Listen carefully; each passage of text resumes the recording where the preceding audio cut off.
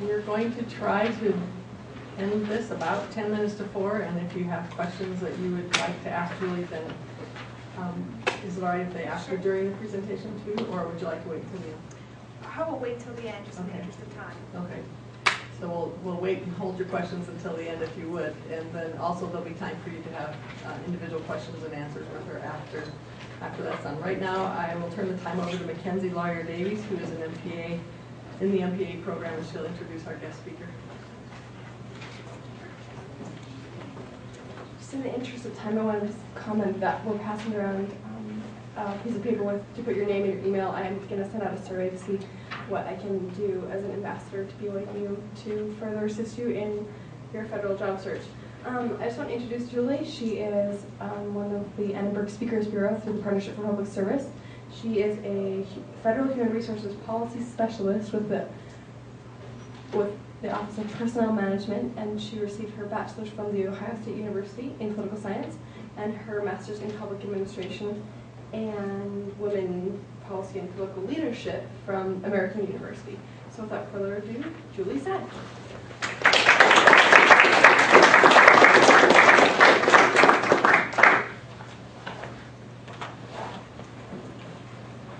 Well, I just want to thank Mackenzie and thank the university for having me today. I'm excited to be here, and I hope that with this presentation I can give you some information about federal jobs and some tools and resources that you can use so that if you are interested in federal employment, which I hope that you will be by the end of my presentation, you will have that information and those tools and those resources that will better equip you to find and apply for a federal job. So just to start off, if I could have a show of hands, is everyone in the room an undergrad student? Masters? Okay. I'll talk about special student programs for both undergraduates, master's students, and recent graduates. So I just wanted to get a sense of who I was talking with today. Mackenzie mentioned a little bit about my background. I work at the Office of Personnel Management, and that is an agency whose mission is to recruit, retain, and honor a world-class workforce to serve the American people. Now, what does that mean? OPM, or Office of Personnel Management, is sort of like the human resources arm of the federal government. I've worked there for about 3 years. I came in through a student program that I'll share with you today. And, to be honest, I wasn't quite sure that I wanted to work in HR. I had gotten a master's in public administration and was interested in doing something in public service or something political. But one of the themes that I'll share as I go through the presentation today is that, what I do, and that is outreach and coming to speak to groups of students like yourself, promoting federal service, is very different than what I originally thought of when I thought of HR, which was more like processing, personnel actions. So I just highlight that to say that there are many different agencies in the federal government, many different opportunities, and sometimes even if you might not think or have a particular notion of what you think a federal agency does, there might be even more opportunities to expand and do something that you never thought you would end up doing and end up loving it. So just to start out, to give you a sense of where I'm going to go today. The first part of the presentation, I know we are working on a short time frame, so as mentioned earlier, if you could hold your questions at the end or jot down your questions, I'm happy to stay and answer them after the formal presentation ends, but in the interest of time, I want to make sure that I get through all the material for you. So I'll talk first about some of the benefits of federal employment. Some of the things you may not have heard of, some things you may already have heard of. I want to talk about specific programs for students and recent graduates, and some other areas where there will be an urgent need, or there is an urgent need already. Most specifically, jobs related to the American Recovery Reinvestment Act. I'll also talk about the 1.2 million jobs that will be created as a result of the census, starting in May and going through July. Then the second part of the presentation, I'd like to shift and actually show you how to navigate the system from beginning to end. So how to actually find and apply for a federal job, and give you some tips that I hope will be useful and allow you to stand out in the federal job search, so to speak. And I believe that we will make the presentation available, either emailed or posted on the web. So there's a lot of information, but you don't have to worry about writing everything down. So just to get a sense from you, I know that you may have heard stereotypes about the federal government, either positive or negative. And I was just curious if any of you wanted to share maybe some of those stereotypes or some of those things that you've heard about federal government work. Any thoughts? Endless red tape. Endless red tape, bureaucracy. No communication. Can you say it again? No communication. No communication. No competition, so there's less incentive to excel. Okay. That it's difficult to receive a promotion based on merit sometimes. In the back? Poor oversight. Any positives? Yes, in the back. Good. There are generally good health benefits, retirement benefits, etc. Okay. That was mine. Okay. Well, I will address the negatives and the positives. And hopefully for the negatives, I can give some information that can dispel some of those myths. I know for me, one of the big things that I've heard, and a lot of you touched on it, just this idea of bureaucracy. That you're going to go in the federal government and you're going to sit in a cubicle and push paper all day. And, I don't want to say that you'll never encounter any red tape or any bureaucracy in federal government work. But I think what's more important to realize is that there are ways to really make a difference and to sort of limit the amount of red tape or limit the amount of bureaucracy that your job has. Just to give you a personal example from my own experience. For me, what I'm really passionate about is this. It's going and talking to groups of students like yourselves to try to encourage students and recent graduates to pursue federal service, because I think it's important that we have fresh perspective in government. I think it's important that we recruit from younger generations. And I think more than anything else, the difference that I see and when I describe what I do is that I give people tools and resources to get jobs. And particularly in this economy, I think that every day I see how that makes some sort of small difference on a daily basis. Now that's just one example of many different ways that you can do something interesting in the government. There are over 300 agencies. I will not list them all, but there are over 300 agencies, each with unique missions, programs, and projects. So what I like to say is that if you can find what you're passionate about and then find an agency whose mission most aligns with that passion, I think that's a really great way that gets to this notion of making a difference or influencing change or making an impact in a federal job. Now that's just one benefit that I see. A few others that I wanted to highlight, and yes, the health benefits and the retirement and the security are all positive things, like I said, particularly in the economy as the economy is now. But a few others that you may or may not have heard of, a work-life balance.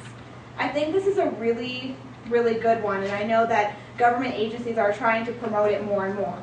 But just to give you two examples, you may, instead of working 9 to 5 days a week, you may be able to do a flexible schedule. So in my case, I work 9-hour days instead of 8, but I have a day off every other week. Another option is teleworking. Some of you may know that I'm from Washington, D.C., and we just had over 3 feet of snow. So the government was closed for 4 days, which was really unprecedented, but I think it further highlighted this idea of being able to work from home. So if something like that happens, or even just under normal circumstances, I have colleagues that work in my office that may come into the office 4 days a week, and then the other day that they work from home. So just some options that allow you some flexibility and allow you to have that balance between work and personal life. Student loan repayment assistance. How many, by a show of hands in the audience, have student loans? I completely understand, and I had a lot I still have a lot. I almost did not go to graduate school because I was so worried about the amount of debt that I was going to accrue. But I just wanted to highlight 2 programs that the government offers. One is the Student Loan Repayment Program. Now this program is something that you might want to ask about if you're applying for a federal job and you get to the interview process. You might want to inquire if their agency offers this. Not all agencies do. This is going to be on a case-by-case agency basis. But what it does is, if an agency does decide to offer it, they can repay up to $10,000 of your student loans each calendar year for up to 6 years. So that's a huge benefit. But again, that's going to be something that's at the agency's discretion. Now the other program, this is just a government-wide program, and it's the result of a recent law that passed. But it says that if you work in a federal job, federal career for 10 years, and you continue to make your on-time monthly payments, then any debt that you have after those 10 years is automatically forgiven. It's a really nice thing. We were very excited when it passed recently, and I have put up information or links to where you can find additional information about each of these programs. And again, if you don't write the link down in time, the presentation will be made available to you. Also, another big opportunity or another benefit of federal service is this idea of training and professional development, but even more so than that, advancement. Just to give you an example of training and professional development, when I first started in my job, this wasn't what I was doing. I came in and my role was to help answer human resources policy inquiries. So we would get inquiries from members of Congress or the general public asking on any number of different issues. From that, I noticed that our agency was doing a federal career fair at Ohio State, which is where I went to undergrad. So I noticed that. I saw a memo about it and asked my boss if I could help out, if there's any way I could help out with that fair. And that's when it started, and fast forward now, almost 3 years later, I'm now doing this on a full-time basis. So again, I just think it's one example of a professional development opportunity that then helped me get to ultimately where I wanted to be. And I'm going to skip over the advancement one really quick because I'm going to talk about that when I get to pay and hopefully dispel some of those myths that some of you mentioned. Now, in general, the federal pay system is a little bit different than what you might be used to. Basically, the federal pay system operates on what's called a general schedule. Now, some agencies have different pay scales, and I won't get into that here, but for the most part, most jobs that you're applying to will be on this general schedule. And that general schedule has grades from 1 to 15. Now, you're probably saying, what does this mean? Just tell me how much money I'm going to make, right? Well, I'll show you how it translates into actual salary figures. But another important thing to note is that the salary figure for each grade level will vary depending on what part of the country you live in. And that's to account for things such as cost of living and private sector salaries in that area. So what does this mean? Before I show you the dollar amounts, it's really good for you to know when you're looking for jobs what grade levels you should be looking for. This is particularly important because you want to be applying to jobs that you're qualified for, not those that you're overqualified for or underqualified for. Most of you in the room are working on a bachelor's degree. That being said, when you look for jobs, you want to be looking at the GS5 or the GS7 level. Generally, a bachelor's degree gets you a GS5, but if you have other factors such as high academic standing or honor society membership, you could qualify for the GS7. And for the individual that says they were working on a master's degree, you're looking at about a GS9 level. So most of you, when you're going and searching for jobs, I would recommend actually narrowing down your search, for those of you that are undergraduates, to that GS5 to 7 level. Now here's how those numbers actually translate into actual dollar amounts. I gave just a sampling of different regions or different localities, as they call them, across the country. But why don't we just focus on Provo. That exists in a category which calls the rest of the U.S. category. So if it doesn't have a separate, region, then everything else is grouped into this rest of U.S. category.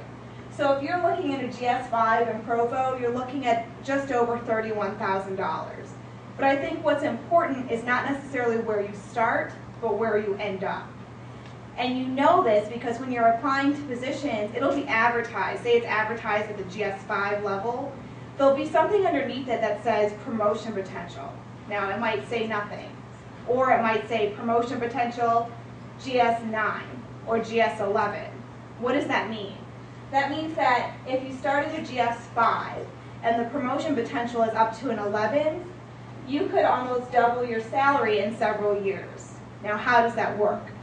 Promotions aren't automatic. You have to work for them, and they're based on performance. But if you are on what's called one of those career ladder positions that have that promotion potential, in theory, as you're starting at a GS5, every year you would be eligible for a possible promotion. So I think that gets to this idea of advancement. I think that's where the myth comes in about maybe the salaries not being as high. But when you think about, okay, I might start at $31,000, but in 2 or 3 years I might be getting up to just under $60,000. I think that's a pretty big benefit. And of course, when you think about total compensation, so you think, well, here's my salary, but I'm also getting these benefits, or I'm, able to have this work-life schedule. I think those all come into play. So one myth that I didn't hear, but I usually hear it, is that most jobs are located in Washington, D.C. And I'm curious from the audience is if anyone wants to take a guess at what percentage of jobs are actually located in Washington, D.C. 15? Any others? You are very close. It's actually 16% of jobs are in D.C. D.C.'s in the pink region at the top, and this breaks it down by region. But actually in D.C., there are 16% of jobs. Why do I say that? I say that because if you want to work in D.C., there are certainly opportunities available to you. But at the same time, if you don't want to work in D.C., 84% of federal jobs are located elsewhere. And there's also opportunities to work overseas. So I just don't want you to feel limited in your federal search. Now I hesitated about putting this slide in the presentation because I don't want you to think that if you don't see your area of interest up here, that you can't work, for a federal agency. To the contrary, I think that one of the great things about the government, the government, we talk about the government as a whole, but the government is a collection of over 300 different agencies. So there's really a job for every interest, and that's where I was talking about earlier about finding what you are really interested or passionate about and finding an agency whose mission closely matches that. But I did want to just include some of these what we call mission critical occupations, and that means that these are jobs that the government's going to be hiring for most frequently in the coming years. But again, I really don't want you to feel limited by this if you don't see your field of interest up here. And some of them, such as administration and program management, are very applicable to almost all majors or interests. I mentioned earlier just a few points that I wanted to reference about some really critical information about high-need jobs. One of them is jobs that are available through the American Recovery and Reinvestment Act. That act really represented an unprecedented demand on agencies. And so they need people to fill this role. If you go to USAjobs.gov, which I will talk about in detail later in the presentation, there's actually a subpage of USAjobs.gov that has jobs that are specifically related to the Recovery Act. I also mentioned the Census Bureau. I was just reading an article yesterday that the Census Bureau will be hiring 1.2 million individuals to doing work on the census, and those jobs will probably be posted and/or they'll be hiring for them anywhere between May and July. And those will be all across the country. So I just wanted you to be aware of that. Now, if there's any part of the presentation that I hope you'll remember today when you leave, it's this part, because I think as students and as potential recent graduates, this is most applicable to your situations. Now, these are programs that exist for that targeted audience, for you as students and or recent graduates. And I'm going to talk about 3 programs, and then after I talk about them, I'm going to show you where you can find these opportunities. Because the trick in these is in finding them. These are one of the few exceptions. Most federal jobs, it's required that by law they're posted on USAjobs.gov or for public notice, but these programs are one of the few exceptions to that rule. So the Student Career Experience Program. I'm a little bit biased towards this program because this is how I came into the federal government. And how this program works is it allows you to work in an agency while you are going to school, working on a particular degree. So you work and you go to school, and then once you get the necessary number of work hours, which is I believe 640, and then you've achieved the degree, the agency, if they want, can keep you on board full time. So it's a really, really nice program, and like I said, I came in through this program. I applied right at the end of my first year in grad school and started work at the beginning of my second year. I completed the number of hours and got my degree, and then once that the program was over, my agency decided to extend the offer to keep me on board, and I was able to stay on board in something that I really liked doing, and I didn't have to go through any additional application process. And it was just really nice to know that I had found something that I was interested in, and when some of my other colleagues from graduate school were scrambling to find jobs, I had this already lined up. Now, maybe one of the, I guess you could argue either side of it, but one of the things that might be perceived as negative about the program is that it's not a centralized program, so you don't apply to the Student Career Experience Program in one application and then get placed in an agency, for example. You have to apply to positions that are announced via the program. So you may go and be applying for 5 different SCEP positions at different agencies. And I'll explain a little bit more about how to find those positions in a few minutes. Now, for those of you that are getting close to graduating, you might want to consider the Federal Career Intern Program. This is a 2-year program for recent graduates. And after you work in those 2 years, like the SCEP program, if the agency wants to, they can choose to keep you on board in a full-time capacity. Now, similar to the SCEP program, it's not a centralized application process. So you, again, may be applying to multiple FCIP positions.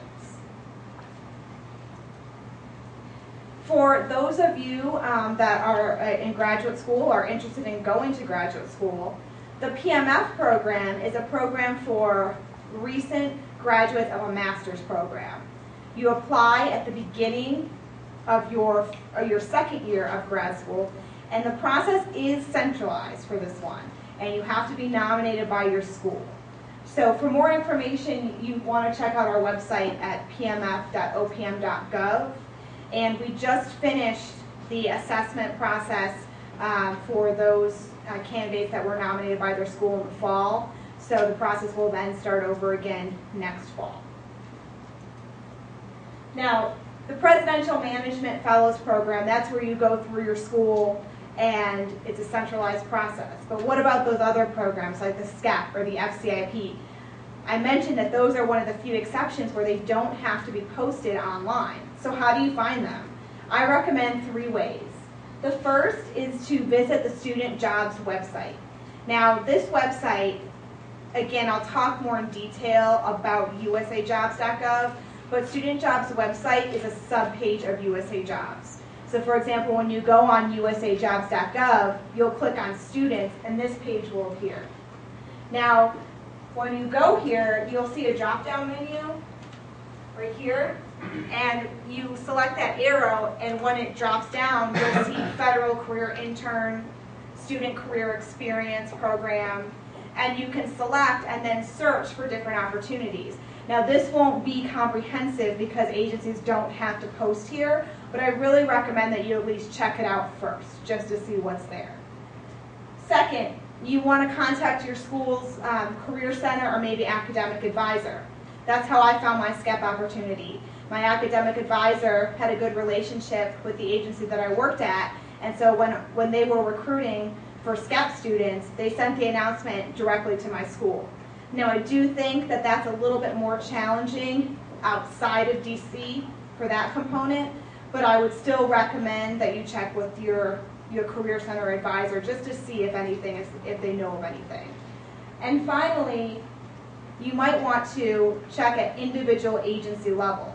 So I would recommend this only if you either know where you want to work or if you can maybe narrow it down to a list of maybe 3 to 5 agencies, because there are over 300 agencies and I think it can be overwhelming. You don't want to be contacting over 300 agencies. But if you can generate a more manageable list and then go to their websites, a lot of them have careers page and then sub-pages for students or other programs or contact information. I think that's another good way to do that. So 3 ways to find these positions. I think they're really good opportunities. It's really good if you can land one. I just think that the challenge will be in doing the research to find which ones are available. So in addition to that student page I showed you, there's several other resources that you can use in your search. And I'll go through each of these and then spend the majority of the time left on USAjobs.gov. MakingTheDifference.org is a really good site if you're not sure where you want to work in the federal sector, but you think you might be interested in federal employment.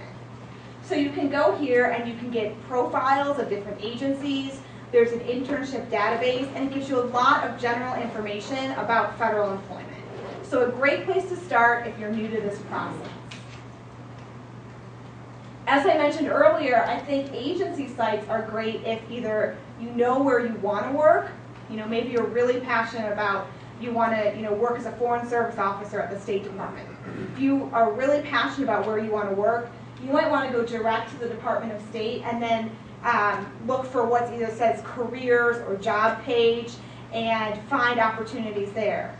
Or if, like I said, you can make a more manageable list, if you can narrow down, I'm interested in maybe these 3 to 5 agencies, it just makes it more manageable. Again, I wouldn't recommend going to over 300 agency sites. You want to be a little bit strategic in how you approach this. And actually, the State Department has just redone their site since this, so it'll look a little bit different, and they have an excellent careers page with a sub-page for students and recent graduates. Now, USA.gov, different from USAjobs.gov, this is really great because they have right here an agency A to Z index. You can have a listing of all the agencies in the federal government, and then when you click on them, you can have links to their websites or additional information about what they do. So again, really great place just to get some background information if you're not sure where you want to work. And finally, and I'll spend the rest of the time today talking about how to navigate USAjobs.gov, which for the most part is where the majority of federal jobs are actually required by law to be posted. And I'll preface this by saying that the employment process for federal employment or for finding a federal job is very much different than the federal sector. And it requires a more extensive process, and we're working to improve and reform it, but a lot of that is written in the law. So while it may seem a little bit overwhelming, I hope to break it down for you so that it becomes less overwhelming by the end of the presentation. Now when you go onto USAjobs.gov, this is what you're going to see. And USAjobs.gov has just undergone a makeover. So this may look different for some of you who have been on there in the past. But when you go here, you'll see it's very simple. At the top, you have categories that say Search Job, My Account, and Info Center. And then here, you have different categories. So for example, you can click on Students and be linked up to that student page I mentioned. First-time visitors. That's where you'll want to go if you haven't been to the site yet, and it'll show you how to create an account. And then, of course, you have the very basic search window here. And I'll show you, though, you can enter your search here, but then you can also narrow it down. I'll show you how to do that. Just one of the things from the Info Center that I think is important, particularly for you all, is you can find this in the Info Center, and what it is it's a fact sheet that breaks down different occupations by college major. So again, does this mean that if you're a history major, you have to work as one of these things listed here? Of course not.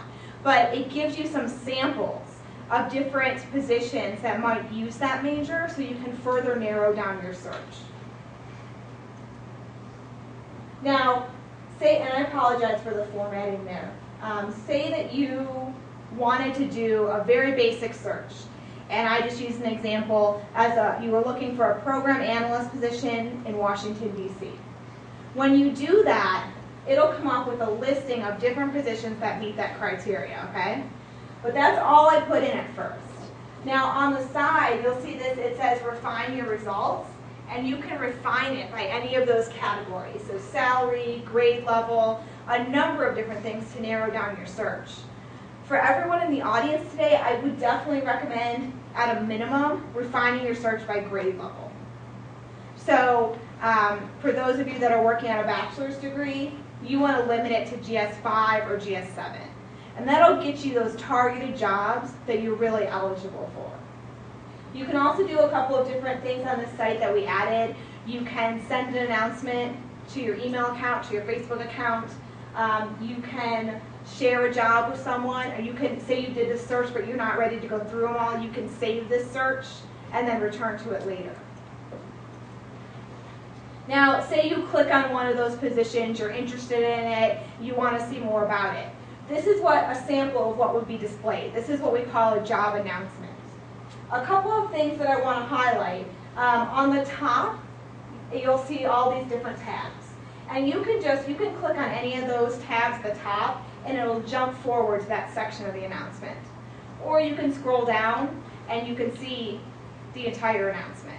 But the overview, I think, will be really important. This is where you're going to find what the salary of the job is, how long you have to apply for it. And this one, I apologize, it is a bad example because this is one of those ones that I mentioned that they're not on the general schedule. But usually, this is where it'll say series and grade, and it'll say GS here.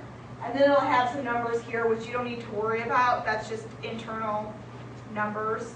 And then this is where it'll say what GS level it is. So it might say GS 5-7, and in the line below it, it would say promotion potential, and that's where you would see how high the job could go to. So it really suggests that you pay attention to that part. Now, in addition, and I'll talk a little bit more about the information on the side of the announcement, this is where you're going to find how to actually apply for the job. And you'll notice that this will scroll with you through the entire job. And this is really important. This is the point of contact for the job. So if you have any questions, you'll want to follow up with that person to get your questions answered about the job. Now, this one is good because it lists a person, a phone number, and an email address. I know that I often hear that people see a point of contact and maybe it doesn't have a name, it's just a number, and they call and the person has no idea what this federal job is. I would encourage you not to get discouraged by that. I know that it can be frustrating, but I think if that happens to you, simply ask. If you can tell when you talk on the phone to this person that they don't have information about the job, ask to be connected to the hiring manager so that you can get your questions answered. And that should be able to direct you to the right person. Again, oftentimes it'll be like this, where it'll have that person spelled out, but I just wanted you to be aware of that. Also, you'll see that you'll click the Apply Online button. Most applications are submitted online, but you'll just want to make sure that you follow the instructions closely because sometimes it may vary a little bit. So for example, some agencies may require you to submit your transcripts. Another may not have that requirement. But just make sure you read the instructions and make sure that you're including everything that they've asked you to include. And again, this is where I mentioned where you can save the job or you can share the job to just sending it to your email account or Facebook, for example. I mentioned that USAgov just underwent a major makeover. It's designed to be more user-friendly.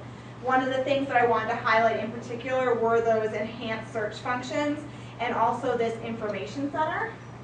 And this is the info center. I would recommend that you go there, particularly if you're new to USAgov, because you can get tutorials like the one I'm giving today. You can get answers to your questions. If you have a question that's not answered in the FAQs, you can have a contact us information box. And then you can also get information on student hiring, hiring for individuals with disabilities, or hiring for veterans, for example. Now, say that you've explored USAgov and you found this job that you like and you want to actually go about applying for the job. How do you do that? There are several steps that you'll need to follow. The first one, first and foremost, and I would actually encourage, even if you're not sure if you want to apply for federal jobs, I would encourage you to do this first step just so that you'll be ready in the event that you decide that you do want to apply. And that's creating an account and setting up a profile on USAgov. So once you do that, you'll be able to save your information. You'll be able to keep track of what applications you've applied for. You can select different, they're called search agents. So you can select different categories. So for example, if you're interested in jobs in human resources in Salt Lake City, you can select that. And anytime a job posts that matches that criteria, they'll send you an email about it.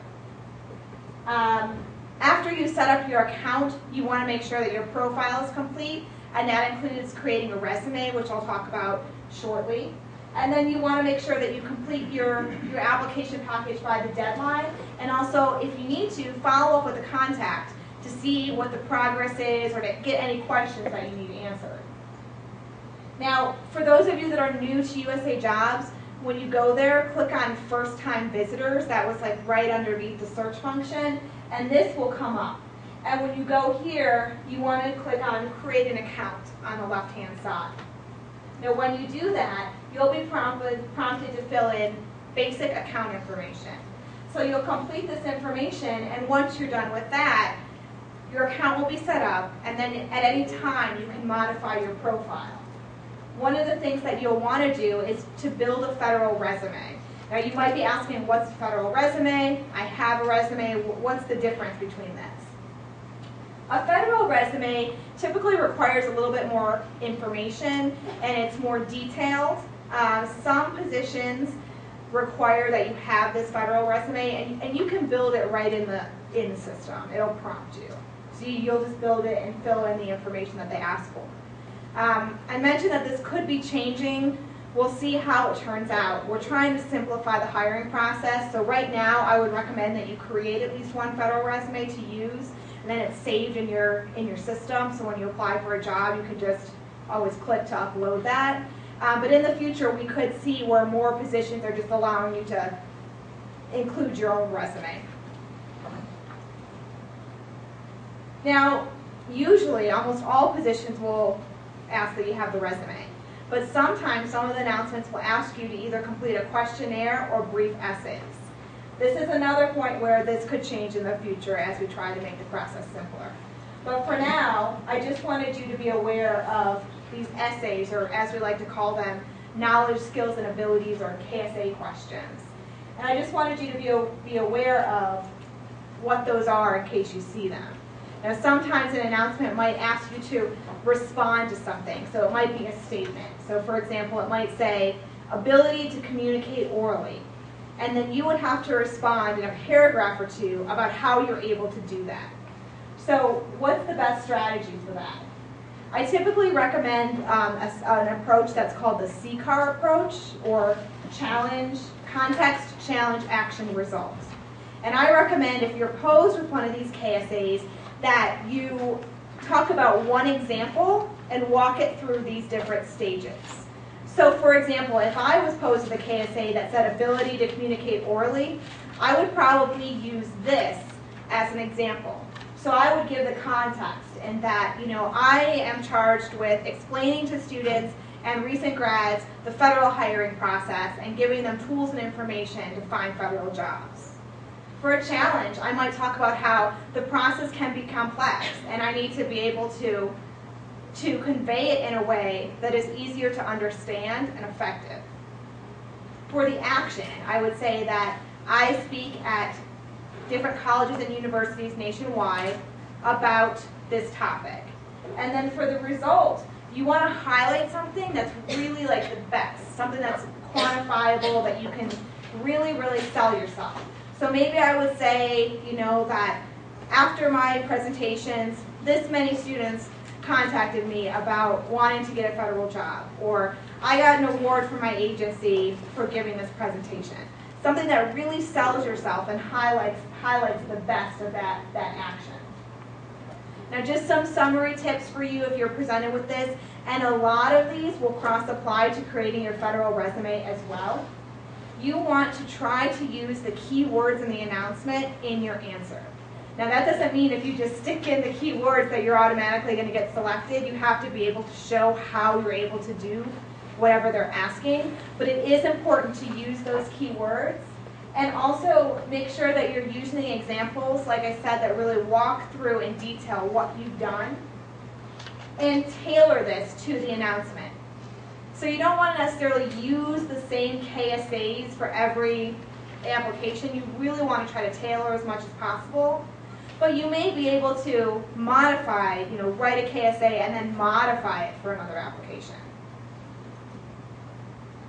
Now, finally, you'll want to be applying, I mentioned this earlier, for positions that you're eligible, not only within the grade level, but also you'll see that some positions might be marked open to the public, which means that anyone can apply, and some positions might be marked status candidate or merit promotion eligible.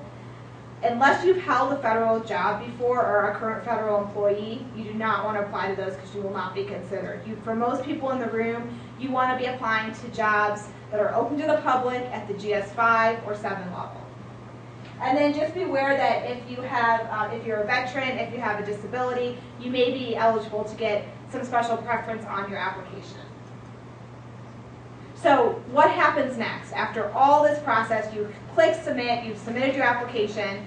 Typically what happens is that goes to the hiring official.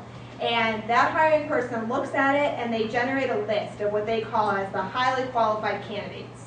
And from that list, they select who they want to interview. And then that's where it becomes more like what you might be used to in other sectors. So if I can give you just some very general tips for applying, some takeaways.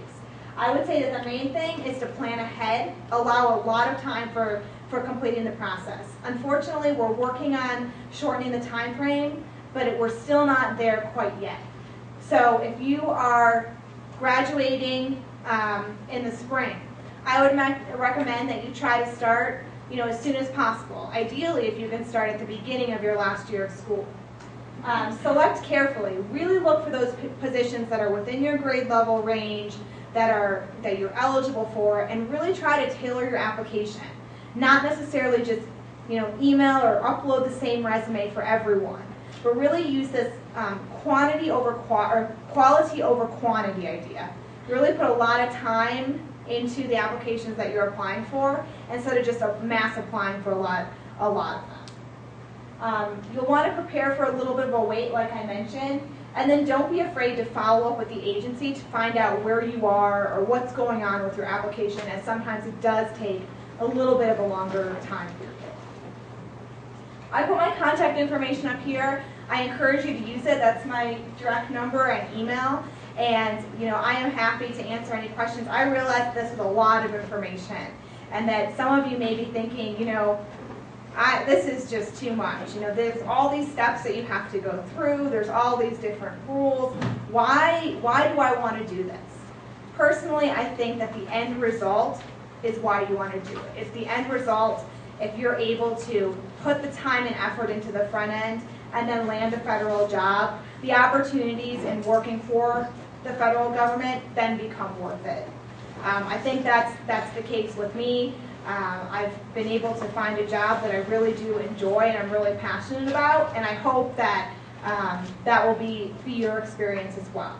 So we're right about ending time, and I'll end here. And I don't know if I should take questions or just hang around afterwards. I know, I think there's something else in here at 4 o'clock, but I'm not sure. Isn't it New York Times?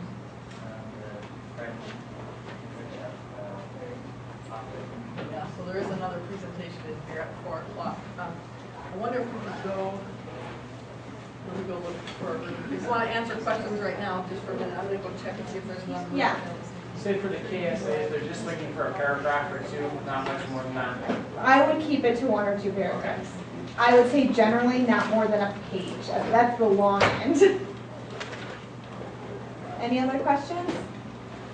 I'm interested in doing Peace Corps, and from what I understand, one of the benefits of Peace Corps is afterwards. Yeah. Yes. How does that work exactly? If you do the Peace Corps, then you get 1 year of non-competitive appointment, which means you don't have to go through this process. The trick is then finding agencies that want to hire that way, okay?